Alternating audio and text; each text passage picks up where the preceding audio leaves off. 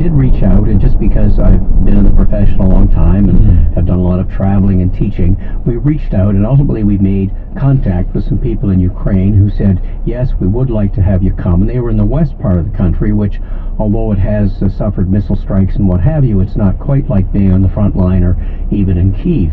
And so we began last May, just a couple of months after, planning for this mission. And what we really did was ask them what they needed. And they told us that they really required specialists to do facial plastic surgery, which is my background, and facial plastic and reconstructive surgery. Also eye plastic surgery, because many ocular global injuries. We also needed experts in maxillofacial plating because of the broken bones and lost bones. And so we pulled together a team of 6 surgeons, and also we had 4 nurses who specialize in this area, and anesthesiologists. And we began last October having Zoom calls every morning, because these surgeons and nurses were from all across the United States and Canada. And our host colleagues in Ukraine started bringing patients to us, and we looked at over 100 patients that they would bring their images, their photographs, their CT scans, and we would plan by Zoom what we could do with these patients. And then we selected down to the 45, 50 patients that we reviewed when we were there. One of the important reasons we had to do that as well was that many of these patients required implants in the face or reconstruction of cartilage or bone, because it's very different with these war injuries. It's not just, for example, getting a broken bone or getting a cut on your face. It actually had tissue blown away, whether it's bone, whether it's muscle, whether it's skin. We saw about 6 or 7 patients who had lost an eye, were blind in one eye, and we saw 3 or 4 patients who were blind in both eyes. And so we just saw some really devastating injuries, and so we had to plan to reconstruct these. Again, because of the tremendous damage caused by a bullet or by shrapnel or by a blast wound. Many of these patients would come not just with one problem, but with 3 or 4 different areas. They might have a jaw that needed reconstruction. Perhaps their mouth didn't work. They might have had the end of their nose blown off. They may have lost an eye and had a skull fracture where they had plates and other neurological issues. So you would have to prioritize things, always looking, as we do as reconstructive surgeons, function. We want to try to get their functioning, whether it's their vision, their nose working, their mouth working, whatever. A lot of, by the way, blast injuries, a lot of hearing loss because of these loud noises. And so we prioritized what we could do functionally, and then of course appearance. It is, just amazing when you describe that process of doing sort of the setup work on Zoom and getting ready so you can kind of hit the ground running. Just do the work. But it is one thing to kind of conceptualize and have a conversation about it. It's completely different to be in person with people and to be in the country all the time. What was that like to be in Ukraine and doing these work, performing these surgeries? There was certainly an amount of anxiety amongst, I think, all the team members going into a country that is at war. Our hosts there tried to make us feel very comfortable, and it was interesting, as they told us the first couple of weeks of the war, whenever there was an ambulance, they would, stop work or move on or whatever. But after that, our colleagues, surgeons and nurses, realized they couldn't do that all the time. So they just worked right through, and it didn't matter if there was an ambulance or not. It became a fatalistic kind of attitude. And so it was interesting. They gave us that kind of comfort. And there's no doubt that although we were all concerned once we actually got there and got to be working, that became our focus. There was always, though, even amongst the Ukrainians, the soldiers and the staff of the hospital, there was always that underlying sense, something could happen. And indeed, we had, some airlines. It was interesting to experience that. We didn't have any missile attacks that were close to us. It's certainly not a way I'd want to live. And you can tell that there is a general sense of stress in the society. And it's a very, very difficult situation for all Ukrainians, not just the soldiers. Right. And so all this is going on while you are working to do reconstructive surgery on the faces of some people, 40 performed there. These implants you were talking about, I want to know a bit more about these implants that you create for people who have, as you mentioned, had parts sometimes of their face kind of lost in because of shrapnel or explosions or that sort of thing. Tell me a bit more about the implants, how you fit them to people, and what type of a difference they make for people who receive them. Well, again, if you don't lose any tissue, you often don't need implants. So if someone gets a fractured cheekbone or mandible, then you can use plates and screws. It's very if you will, metal work or carpentry to put things back together. But in these patients, it would be bone that was just blown away, soft tissue that was blown away. So speaking simplistically, it's a little bit like you might build a house. You have to build the foundation first, and then after that you can build the walls, and you end up by decorating. Well, when in reconstructive facial surgery, you first must have the bony structure, the jaw, the cheek, all around the eye. We saw a lot of terrible injuries getting the bones around the eye. You can't support the eye, and some of these patients will have their eye a centimeter and a half down their cheek box. There's no support, the bone will walk away. So you can replace that tissue. Sometimes we do what's called a free flap, where we can take bone and soft tissue muscle from the leg, for example, and you create a new jaw, new cheek, or whatever. Not all patients need that, and also those procedures are obviously very complex, very resource intensive. So for every person really needing that, there are dozens of others who you can get away with something a little bit less. So we would use these 3D implants. So nowadays, using the wonders of advanced learning, machine learning, whatever, you take a CT scan, you look at it three-dimensionally, and then our surgeons work with engineers. We had about 20 people on the calls. They have engineers. It was a company called Materialize, which is in Ukraine and headquartered in Belgium, and they would say, well, we have to join this bone to that bone. Well, we've got to replace the floor of the eye, for example, so we would have the eye sit at the proper level for them to see. And so then the engineers would work with these 3D scans, and we would create where we could put screws in, where it had to go to give the proper support, and we'd fashion, just like you'd have maybe a custom-made suit. Right. You'd have custom-made, synthetic bones. They were made of titanium and sometimes polymethyl methacrylate, other materials, but you'd create these. They would then go to the lab with 3D printing, which we all know about today. They'd use 3D printing, and then the engineers would come right in the operating room with us. The implants were all made beforehand. It took weeks of planning for this. We'd take the implant out. The surgeons would do their surgical exposure, and then we'd work looking at the CT scans, looking where the implant could go, and with the wonders of technology, they could either put the implant in, take it out, they could put the soft tissue in, so it really helped guide the surgeon in the reconstruction. And this is all done with like the ultimate measurements from the CT scan. Yeah. Pretty accurate. Yeah. I understand this wasn't just about performing the surgeries either. There was some training, some education that went on. You got hundreds of surgeons. Well, can you tell me a bit more about that? What it was like to meet and teach medical staff in Ukraine? Well, there's tremendous value, of course, with many different types of surgical missions, and some missions go, for example, to maybe perform 100 cleft lip and palate some places. There really is a service role for that, absolutely. However, our philosophy with Face the Future Foundation has always been that the old aphorism, we want to teach a man to fish or a woman to fish, not just to fish. Right. And so we really want to teach the local surgeons, the local nurses, so that they can build a team out to do the things that they can't do. So that's why we asked them, what do you need? So we began with an international symposium. We had over 100 surgeons from all around Ukraine come to that day, where we really spoke about the types of cases, patients we were going to do that week.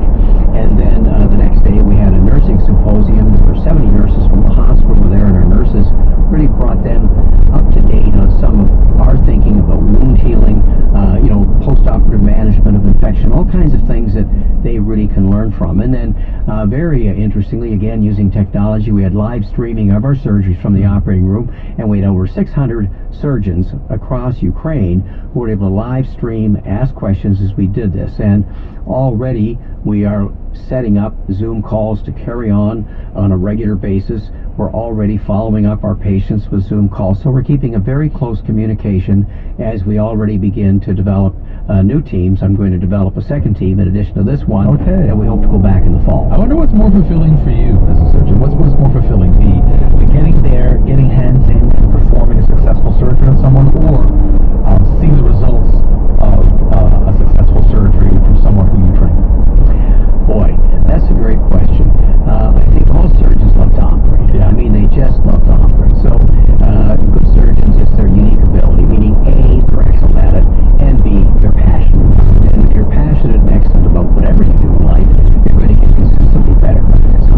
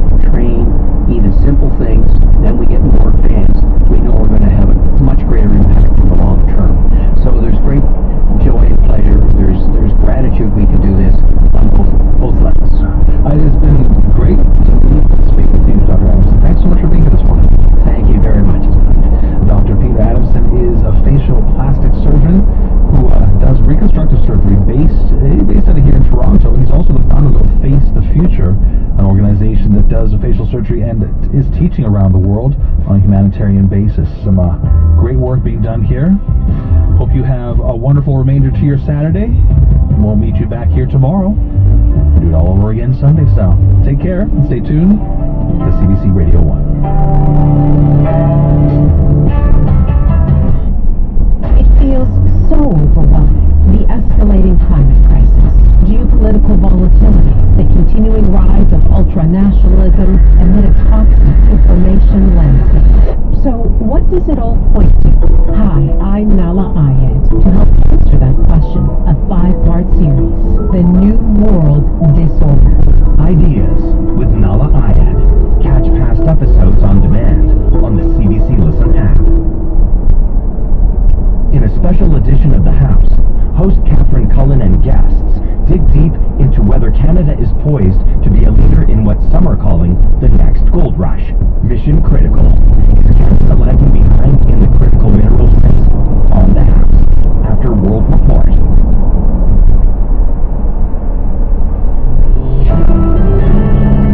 This is World Report. Good morning from CBC News. I'm John Northcott. We begin in the United States and the battle over abortion rights. There is no question that the President and I are going to stand with the women of America and Vice President Kamala Harris, speaking after a pair of competing court orders yesterday, put a widely used abortion drug in legal limbo. One federal judge stayed regulatory approval of the abortion pill mifepristone, while another judge upheld its use. Natalia Goodwin on the latest on a court fight that's likely to make it all the way to the Supreme Court. The two rulings came minutes apart. The first in Texas, where Trump-appointed Judge Matthew Kacsmaryk stayed the regulatory approval of this drug. That approval by the FDA has been in place since 2000, and there is no precedent for a lone judge overruling the medical decisions of the FDA. The ruling comes after a legal challenge over the use of the drug began in November. This latest ruling grants part of that group's request. The stay applies nationwide until the legal challenge makes its way through the courts. But in Washington state, Obama-appointed Judge Thomas O. Rice made his own ruling, essentially stating the opposite. He directs U.S. officials to not make any changes that would restrict access to the drug. That decision applying to several states and the District of Columbia that were seeking to have access to the drug expanded. Now the decision in Texas is not set in stone yet. It gives the Biden administration a week to appeal. The Justice Department has already given notice it will do just that, and said it is also reviewing the decision out of Washington state. Natalia Goodwin, CBC News, Ottawa. International concern is growing over the increasingly volatile situation developing in Israel. Prime Minister Benjamin Netanyahu is mobilizing additional military forces and border police after an Italian tourist was killed after being rammed by a car in Tel Aviv last night. Iris Mackler has more from Jerusalem. The car ramming occurred at a popular beachfront promenade Friday night. Police on the scene shot the driver when his car overturned after a frenzied drive. Spencer and Mia are American tourists who were on the scene. We heard gunfire, we saw shots, and then we saw people sprinting across the street. Our hotel is that building right there. We've been watching from our hotel room. It's really scary. The assailant has been named as Yusuf Abu Jaber, an Arab citizen of Israel with a criminal record, but no known history of political or security crimes. This came hours after a drive-by shooting in the West Bank, in which 2 Israeli sisters were killed. Israeli airstrikes hit Gaza and Lebanon yesterday. In response to rocket attacks, Israel is blaming on Hamas. This latest escalation in violence began following an Israeli police raid into the Al-Aqsa Mosque overnight Wednesday, during a period when the Jewish festival of Passover and the Muslim month of Ramadan coincide. Iris Mackler for CBC News, Jerusalem. Beijing is launching military exercises it says are a warning against pro-independence forces in Taiwan. China has begun 3 days of military drills, saying they're necessary to defend itself. The drills follow a visit to the United States by Taiwan's President Tsai Ing-wen, a visit condemned by Beijing. The CBC's Dominic Politis.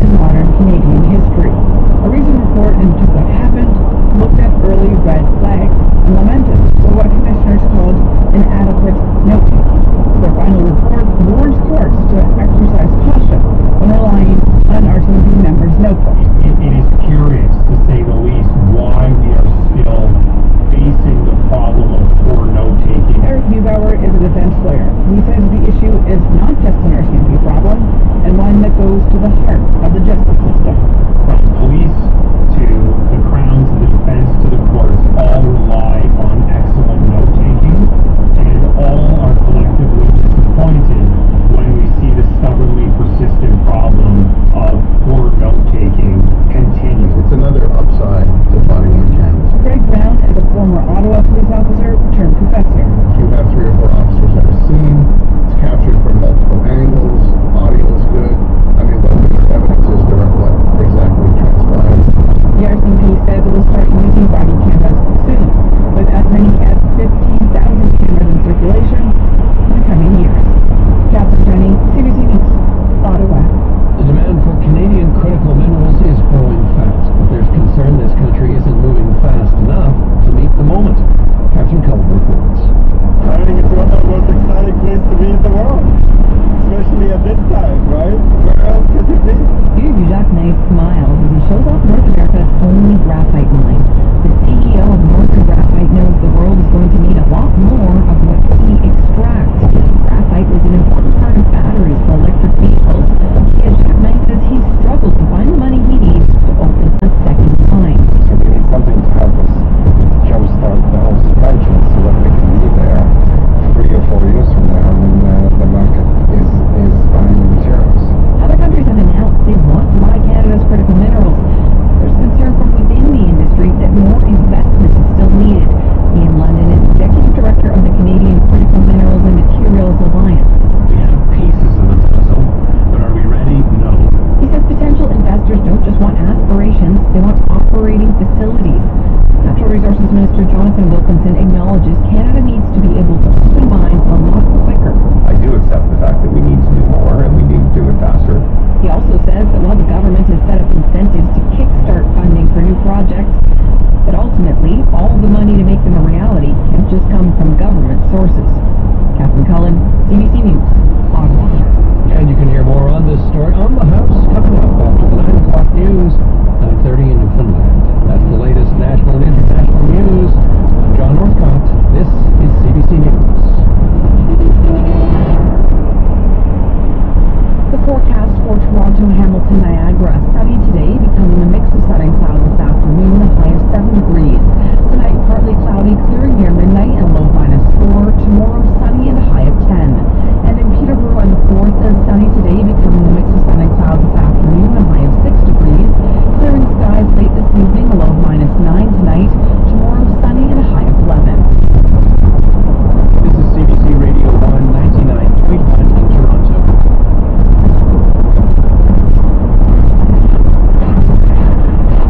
We are on a very tight so what we need the government to understand is that we don't have a lot of time to take forward. The clock is ticking, and the race to mine the stuff that's supposed to fuel the clean tech revolution. I'm Catherine Cullen, and this week on the House, we're talking about what the world wants from Canada: critical minerals. Is Canada ready for what some are calling the new gold rush, or will we lag behind while China dominates? It's a global race, and if we don't get on with it, then we'll be left behind. From the economy to the environment to Indigenous relations, we'll help you understand why so many people are suddenly so concerned about critical minerals. The House is now in session.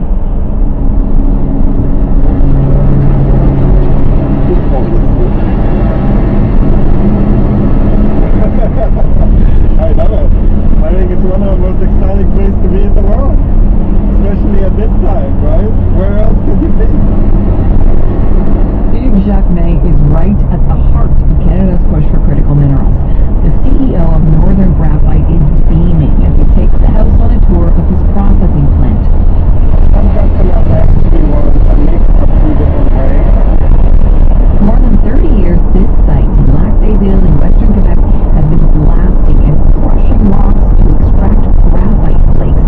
As Jacquemet explained, this place is one of a kind. Okay?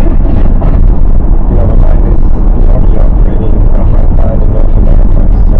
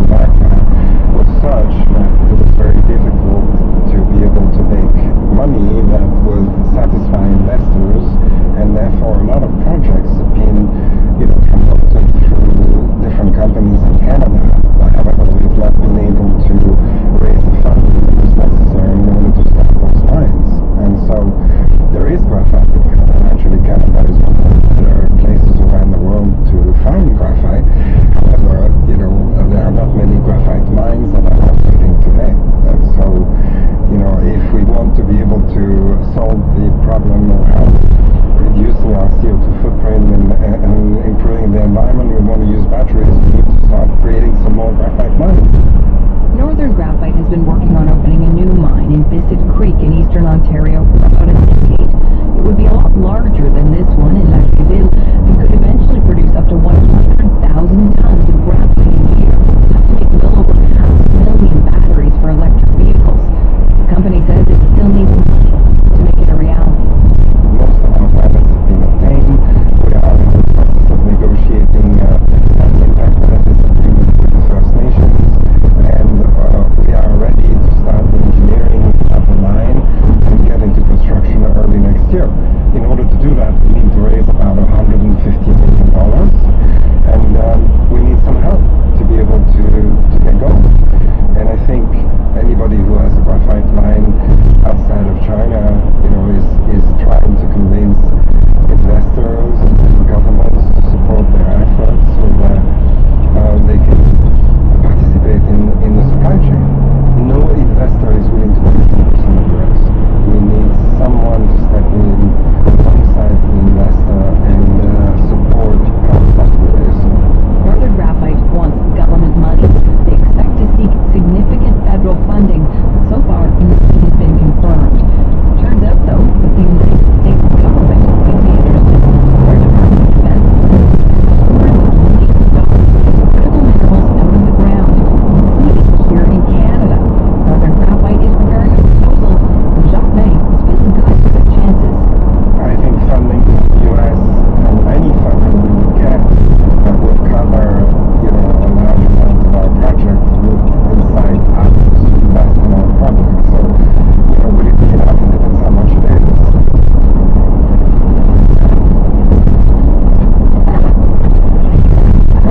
You're very lucky and you work in a field with a mineral that is very, very difficult to find, or the demand of that mineral is extremely high. To be able to get the funding necessary to start an operation like this is difficult.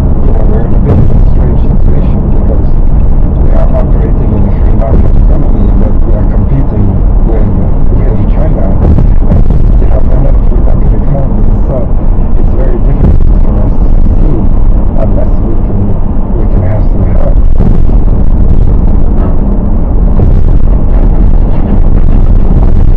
So the crusher is behind the silo, which you see here, and then once the material is down from the silo, it goes into the plant through that conveyor belt.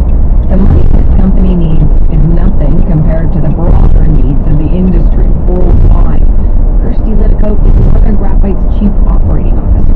Look, the numbers, it depends on who you talk to. At PDAC, which is one of the big mining conferences last month, the numbers people are talking about is around $2 trillion is needed, invested in mining, all the way from exploration through to producing, to actually mine the amount of, find and mine the amount of critical minerals we need for the transition. It was staggering to me when I heard it, and I'm in the industry. And Litticoat says achieving the big ambitions of the mining industry is going to take more than just money. Yeah, I think mining as an industry is poorly understood, and it doesn't necessarily have the best reputation. So that's leading us to a number of challenges with social acceptability and talent. To mine more, which is what we need to do. We're going to need some of the best mines. And actually some of the challenges we have in the industry are really critical to making that green challenge. So you think about carbon capture and reducing carbon in making things like that. What we do with tailing stands in a way to make them intrinsically safer.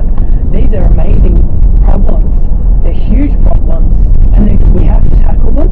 And so we need to be attracting the smartest people to the biggest problems that we have as a world to help us make this shift. Environmental groups have raised concerns about the amount of waste produced by mines, the number of spills, and the difficulty and cost of cleaning up. Northern Graphite describes their mining efforts as a clean process compared to other minerals, mainly using water to process their graphite. And Litticoat says the mining industry in general is improving.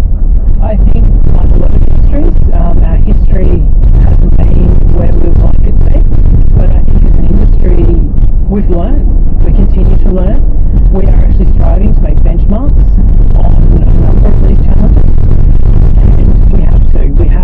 do what we do better. But like anyone, we can only learn from our mistakes.